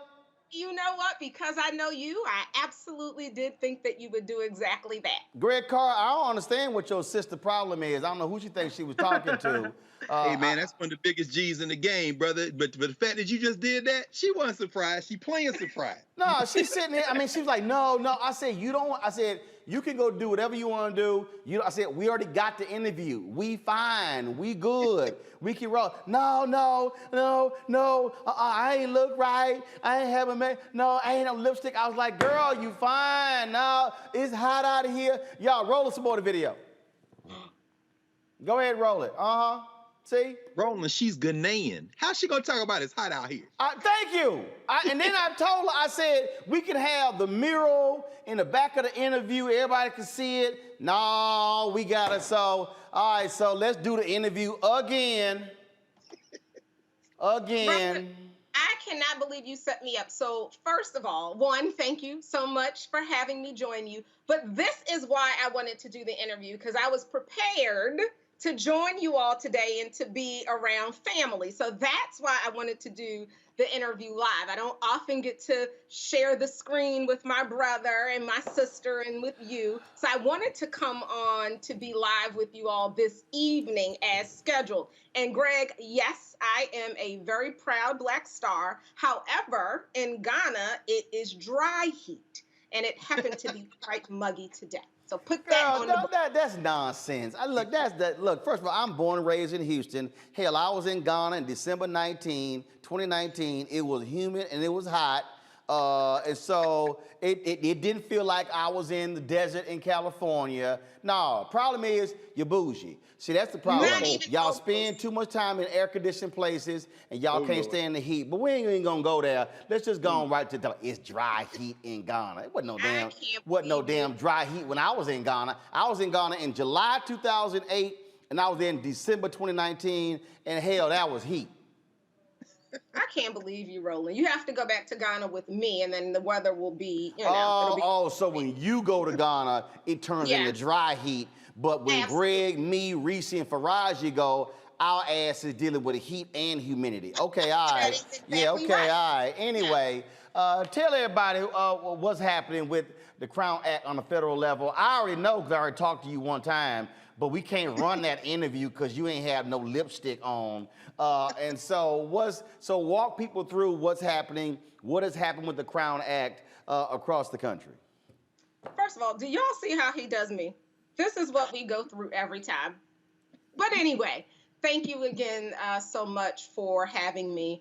Where we are in terms of the federal bill, the bill has been reintroduced in both chambers of Congress. As you know, it passed during the last session under the leadership of former Congressman Cedric Richmond with support from then Congresswoman, now Madam Secretary Marcia Fudge, and Congresswomen Barbara Lee, as well as Ayanna Pressley. Senator Cory Booker introduced it during the last session. He has again introduced it during this session. And now it is Congresswoman Bonnie Watson Coleman who has reintroduced the bill. And so I am excited to be partnering with them, doing sort of the grassroots advocacy work to ensure that this bill to outlaw race-based hair discrimination actually passes and becomes law at the federal level. And the first state to actually make it law, but also here in the DMV, thanks to Will Jawando, my alpha brother who was out there, Greg, our alpha brother, they became the first county to actually pass the Crown Act, correct? That is absolutely right. So California and New York being our first two states to pass the bill. But what we have seen is that people have been supportive at the local, state, and federal level. So yes, brother, Will, my West African brother, certainly took this on and ensured that this type of hair discrimination was outlawed in Montgomery County as well, which is a critically important point.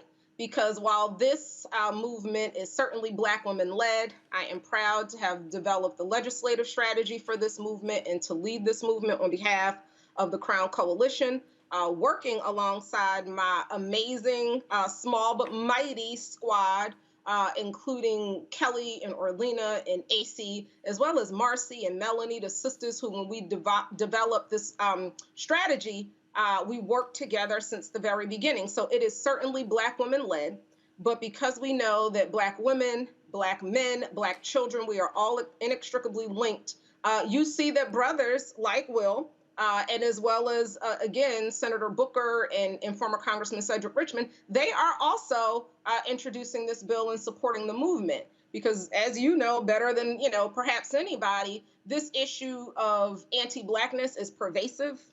It is global and it must be challenged. So what we are doing essentially is to really control this narrative around standards of beauty.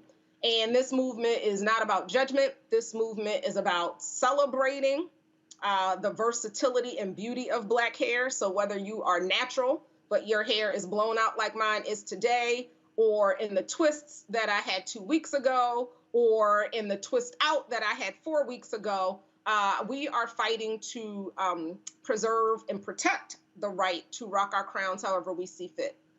And speaking of that, folks, this story out of Michigan where a school employee who cut a biracial girl's hair without her parents' permission and in violation of school policy will keep her job. The Mount Pleasant Public Schools Board said it did not uncover any evidence the incident was motivated by racial bias.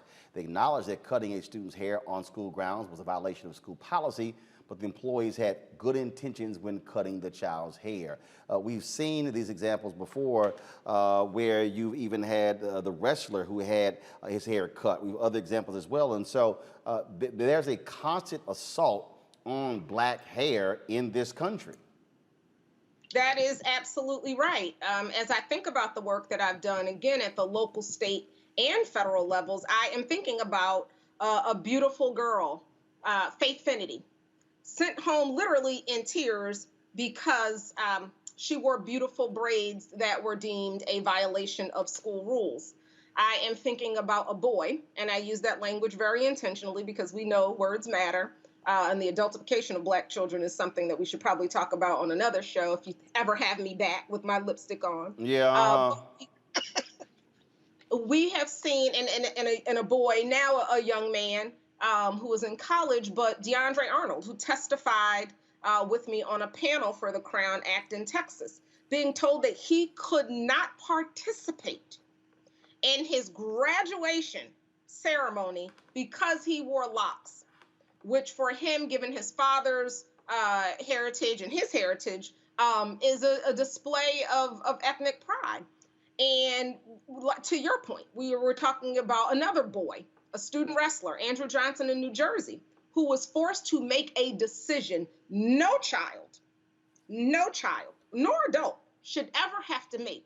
And that is to decide on the spot with people looking at him and cheering him on to make a decision that no child should ever have to make. And that is to forfeit a match that you earned the right to participate in, or to have your identity attacked and your locks cut. We are seeing this across the country. This is not new.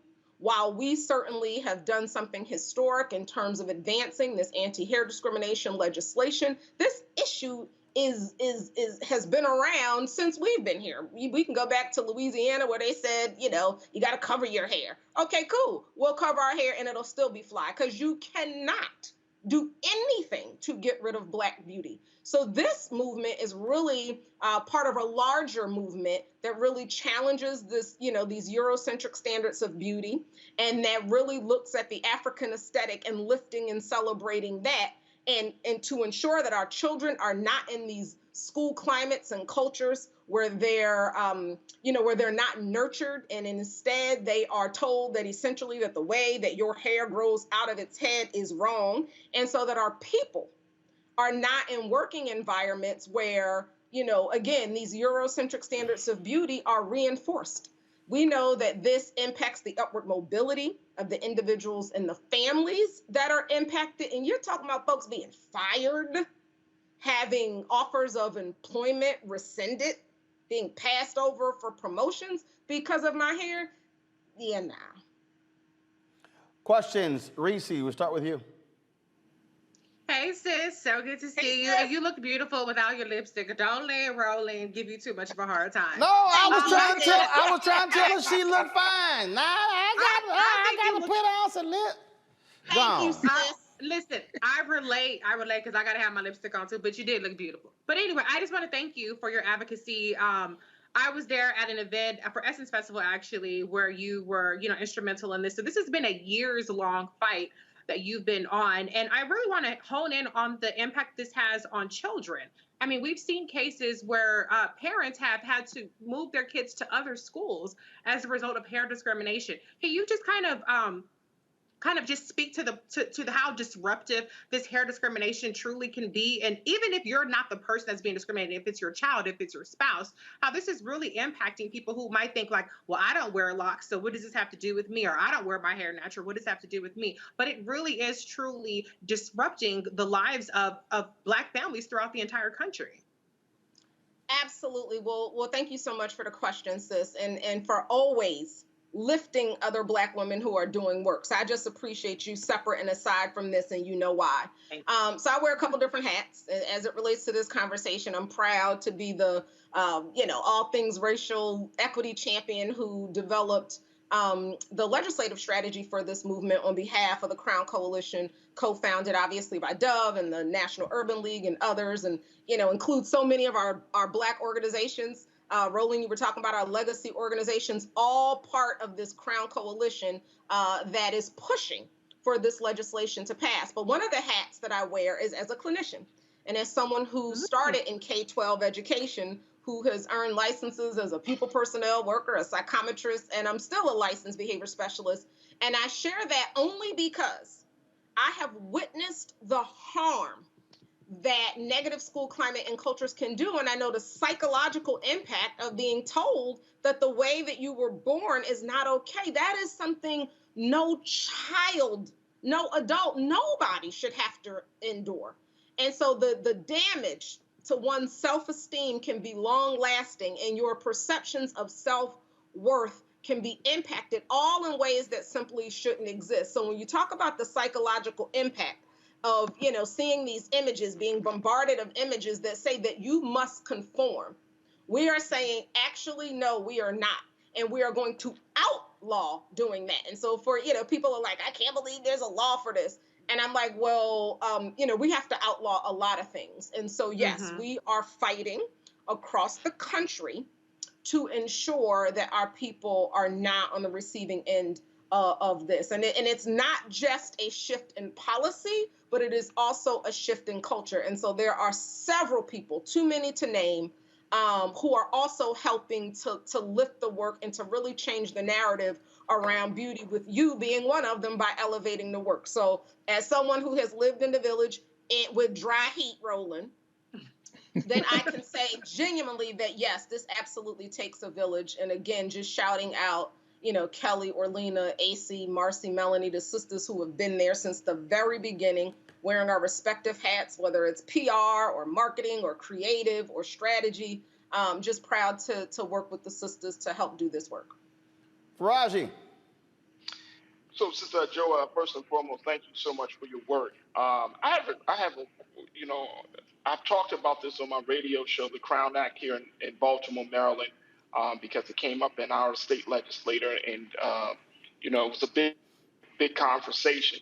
But I wanted you to kind of speak to the issue of hair discrimination among Black people, because we as a people, we still are kind of going back and forth with each other. You know, what you're speaking of from the generation perspective, and even when you're talking about including quote unquote extensions, fake hair into part of the crown. How do we have those conversations among ourselves as Black folk about the beauty, the importance, the value of keeping our crown, our hair in a certain place? Or should we not, you know, try to discourage people, discourage Black women and other folks to do things with their hair?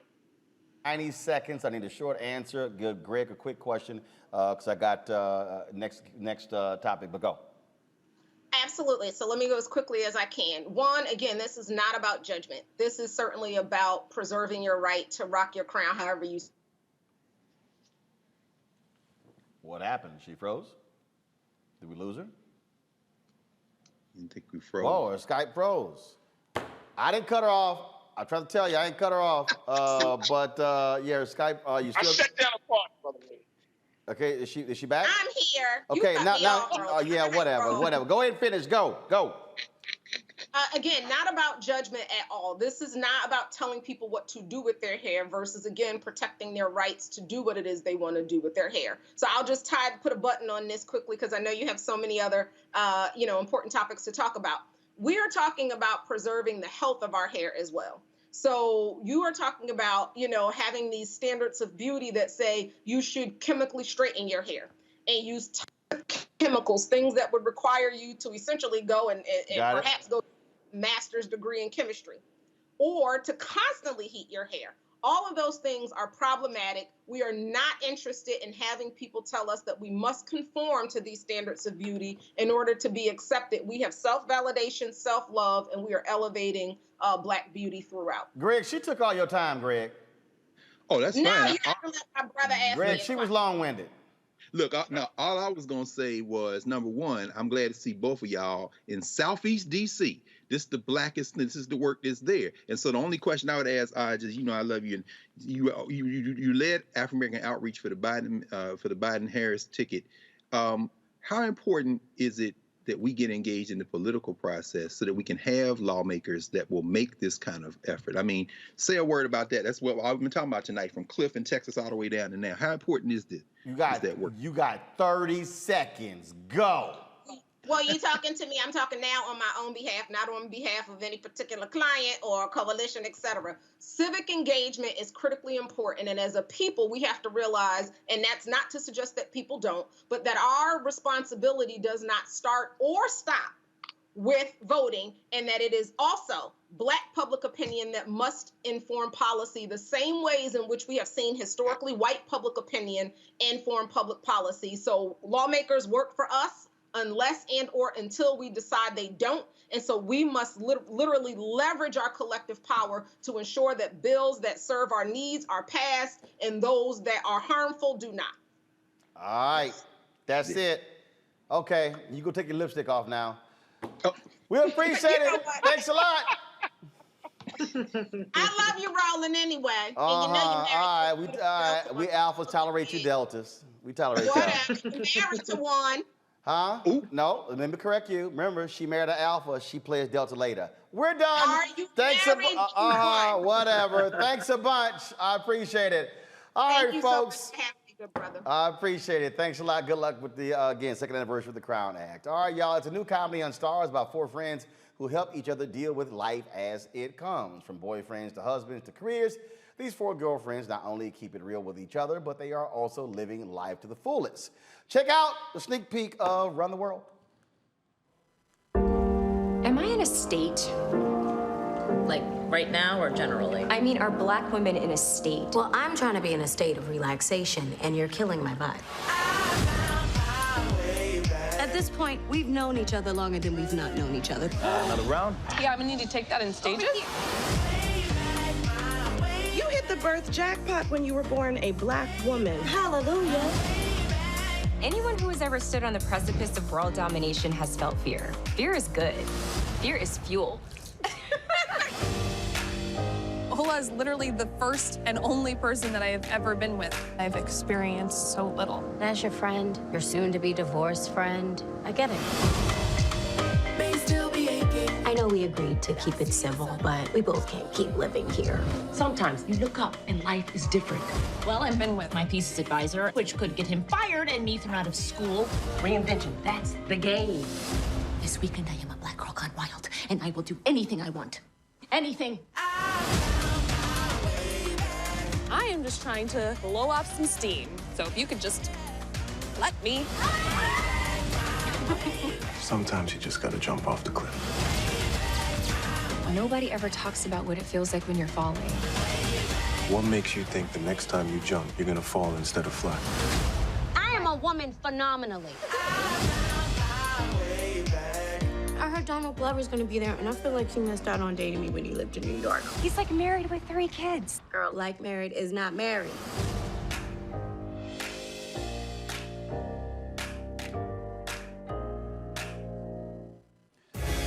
All right, folks, joining us is the cast of the show, Amber Stevens West. Amber, how you doing? I'm well, thank you. How are you? Doing great. Andrea Bordeaux. Hi, I'm so great. How are you? Corbin Reed. Hello, I'm great. Thanks for having us. And, of course, the most ignorant one on the show, Brisha Webb. What? Snap! What's up, Roland, and your crazy, crazy self? Telling people that they can't wear lipstick. What's wrong with you? I'm going to call your wife. And do I look concerned? Now, since you want to call somebody, how about I call your new fiance? Y'all may not have heard, but somebody lost their mind and actually proposed to Brisha. Go to my computer. This is from her Instagram page, y'all. And so she is, she got the videos out. She done doctored it all together. And so it's all Doctored that. it all together. My best friend did that. Give him his props. Oh, okay, okay. All right, so yes, over the weekend, Brisha got engaged. And so for all y'all out there who believe love will never find you, there is hope. There are people crazy enough to propose to you. And so. You see how you talk about you, baby? You see how you talk? You see how you do you? What? See how you do you? Hey, bro, listen to me. I'm telling you right now. I will hook you up with a men's prayer group. I'm gonna send you Stormy O'Mardian's book, The Power of a Praying Husband. My wife got a book on daily devotions for married people. Trust me, we gonna hook you up. Cause Lord, you gonna need all the prayer dealing with Brisha. Thank you, Roland. Thank you so much to the Martin family. Thank you. But let's talk about this show. All right, so how did this show come together? How did the four of y'all get connected, get hooked up? Well, how do we start that? Like it's that's the intro to the segment. Well, so I wrote it. Lee Davenport, she's our show creator. She was inspired to write this show because she didn't see herself reflected in television and her group of girlfriends. And so she said, well, I'll do it myself. And so at the time she was living in Harlem, she had a tight group of girlfriends. And so all of our characters are based off real people. And then she got a vet to sign on board and help shepherd the show. And we came to stars, and now here we are. So any one of y'all, did y'all have y'all own real life crew like the cast of this show? 100%. 120,000%. And we're that for each other, which is really funny. Yeah. So you have, obviously, you have the creator based upon real life, but how are you infusing your own sort of crew experiences into the show, helping them as they put it together? Miss Bordeaux, you can speak to that. Well, I really haven't been infusing my own experiences with my friends into the show. I've really been relating to my character through my relationship with the rest of the women that I'm working with Brisha, Amber, and Corbin, and using the friendship that we've been able to develop over the last year as really my inspiration for Ella. As far as Ella's individual experience, I definitely can relate to where she's coming from in terms of her career setbacks and her setbacks in romantic relationships, and just feeling like her relationships or her confidence has been shaken, and how she really leans on her friends to kind of like lift her up as she's navigating this new career landscape that she's experiencing. Corbin? Yeah, I was just going to say, I also feel like Lee and Yvette even were very, they did a great job casting four women who are very close in real life to who these characters are. And they also were very, thoughtful about like curating events to sort of observe us and letting actual elements of our personality while we were filming the pilot, socializing, spill over into what they wrote for the rest of the season. So, there were definitely moments where we were like, oh, I think I said that at one point when we were all hanging out, or, they took us to karaoke and there was a karaoke episode. There were just like little things that came out about our real personalities in real life, and even the way that we interacted with each other socially that ended up in the season. So that was probably smart. Good research. Brisha, no shock, you're the most extra one on the show. No shock. Talk about all too well. Talk about your character. I mean, Renee is a lot like me. My middle name's Renee. The character description was a Chihuahua in heels. I have a Chihuahua. I wear heels all the time because I'm 5'2". So I relate wholeheartedly to Renee. She's also a Taurus, just like me. And she has fun and she twirls through every situation in life, whether it's hardships in her marriage, things going on at work, where she doesn't feel that she's being appreciated or that she doesn't feel her power. She twirls through every situation in her Prada, Gucci, Louis Vuitton lifestyle. And she honors her friends, and she's the strong friend.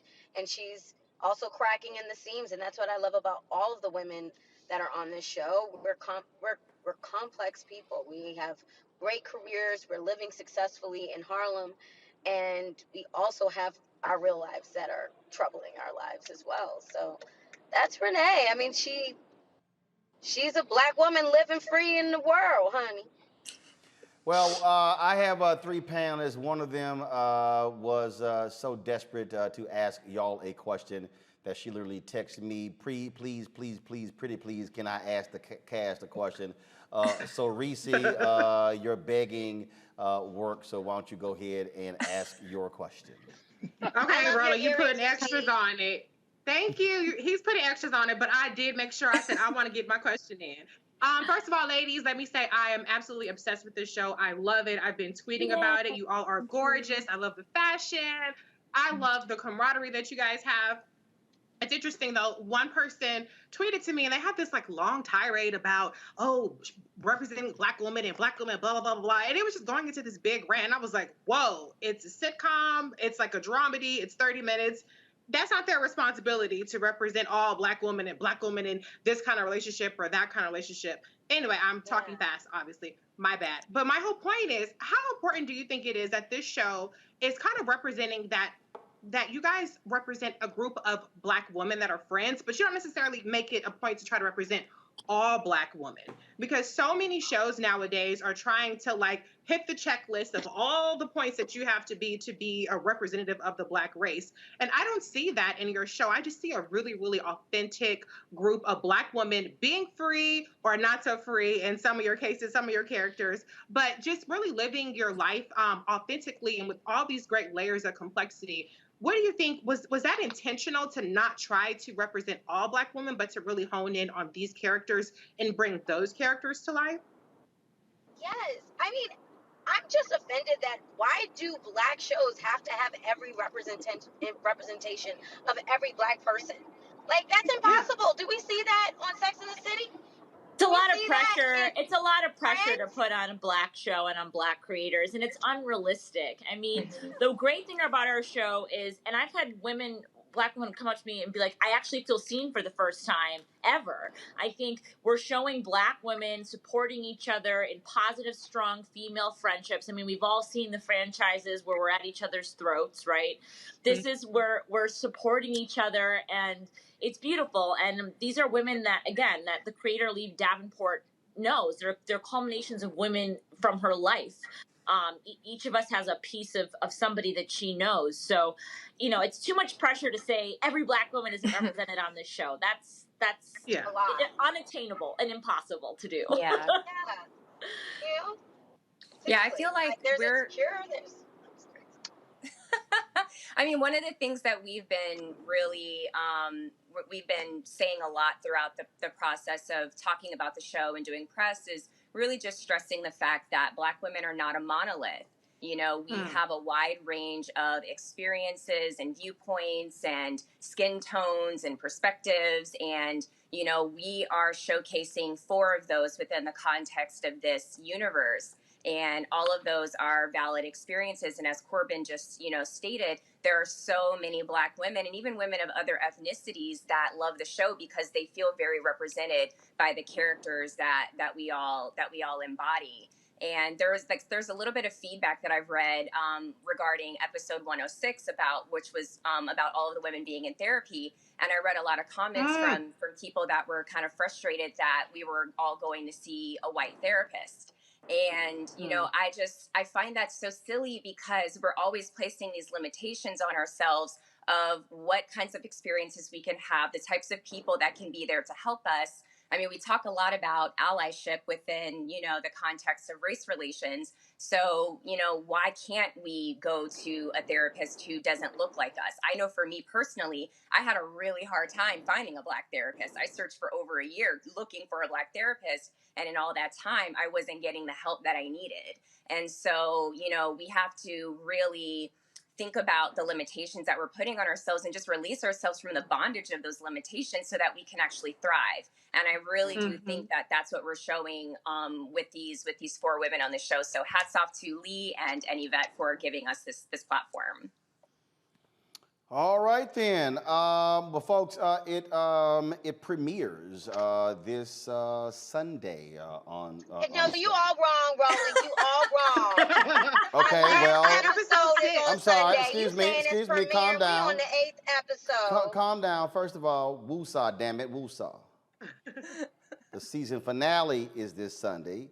got it mixed up. Because see, also while you running your mouth, I sent an email to the Stars marketing people in March about making sure they advertise on the show. So I was reading that email while I was talking. And if you think I'm tripping, her name is Barbara Jeffrey. That's the email. So don't be putting people on blast like that, Roland. See. I mean, tell your fiance this is what I'm talking about. Right here. Run your mouth, Risha. Run your mouth, girl. This is what I'm talking about right here. Run the world. No, y'all might run the world. She was bougie. He said all that stuff to that lady who was speaking about the crown egg. Shout out to her. Y'all and might all the work that she's doing. Hey, y'all might run the world on Stars, but damn it, I run this world. All right. Well, thank you for having us, Roland Martin. Yes. We just brought a lot of beauty and light to your platform, so you're welcome. Oh, Lord. See, here y'all go. Amber, Andrea, Corbin, y'all are most welcome to come back. Brisha, you know, I got you on probation. Whatever. I appreciate it. You know I love you. I love you too. Give Jackie my love. Yeah, I guess. All right. I guess I do that. I appreciate it. Y'all take care, folks. Y'all watch Run the World again on Stars. Thanks a lot. Bye. All right, take care. All right, Reese, you happy? I'm very happy. I love that show. Sorry, Greg and Faraji, I couldn't bring y'all in there because Reese was fanning out way too much. So, you know. I lost my composure. Yeah, Faraji. Normally, I'm more cool than that. But I had to stand out a little bit because I love that show. Yeah, I went to Reese at 7:54. They ain't finished till 8. I'm like, Lee, how long this damn set question gonna be? That means I asked a good question, Roland. I asked a relevant, pertinent question about the show. I just fanned out a little bit, that's all. No question. That was beautiful. That was a great question. Yeah, it was all right. All right, y'all. That is it for us. Look, I got some other stuff I would do, but I got to jump on this. The Memorial Foundation, which of course built the MLK Memorial, they have created their program of scholars, and I'm helping them out. I'm about to moderate a conversation with Black Lives Matter co-founder Alicia Garzon, so we're about to do that. So we got to jump. Y'all, fantastic show today. Thanks to everybody who were guests on the show. Thank you to Faraji, Reese, as well as Greg for being on the panel. Y'all, if y'all want to support what we do, look, wasn't nobody else out there live streaming the mural unveiling today. That's why your support on this show absolutely matters. Your dollars absolutely matter. It allows for us to be able to broadcast and do these things all across the city and the country. Y'all can join our Bring the Funk fan club by going to Cash App, $RM Unfiltered, PayPal.me/R Martin Unfiltered, Venmo.com/RM Unfiltered. Zelle is Roland@RolandSMartin.com, Roland@RolandMartinUnfiltered.com. And of course, normally Erica Savage Wilson is with us on Thursday. And so, Erica, yes, we're giving you a shout out. Folks still hit me on Twitter saying they miss having you on Thursdays. And so we just want to give you a shout out, show our love to you as well. All right, Reese, Greg, as well as Faraji, thanks a bunch. Y'all take care, folks. I will see y'all tomorrow right here on Roland Martin Unfiltered as we are slowly but surely. You can go to the shot right there, Henry. We're putting our new office space together, y'all. Y'all are only watching literally just what is 20% of what you're going to see. We're doing it. I'm taking my time to unveil it, and so I don't want to show y'all the whole spot until we got it all on lock. But I'm telling y'all right now, it's gonna blow y'all away. And y'all see, now go back to that shot. And I know my man Leroy Campbell is loving how his artwork, what you're seeing right there, if y'all are new to Roland Martin Unfiltered, that is actually an art piece from the artist Leroy Campbell. If you go to his website, it's Black Folks Standing in Line to Vote. If you actually pan down, you'll see the name of it. We have the name of it, pan down. I think it's on the piece there, what we actually call it. So, and so, ain't nobody else black enough. Not even, ain't nobody. Oprah Network, Black News Channel, BET, TV One. Ain't nobody black enough, Greg, to put the artwork of a black artist actually on their set. Nobody. You broadcasted from Southeast DC. You covered Haiti. You went from Africa all the way back here. And if y'all look at that close to that art, there's a button there that says Lenora Fulani for president. How many of y'all know that's president? That's who I voted for, Faraj. That's who I voted for in '88. Quietly. Wow. So hey, look, Dr. Carr, I remember her campaign. I was a young man then. I remember her campaign because she was breaking new ground with that. No, yeah, Dr. Fulani. Yeah. So the black boy. So if y'all want to understand what a real black show feels like, looks like, sounds like, that's it. Roland Martin Unfiltered. Folks, I will see y'all. I'm telling you, it's a fantastic art piece by Leroy Campbell. That's how we do it. And so we appreciate it, folks. I'm going to see y'all tomorrow.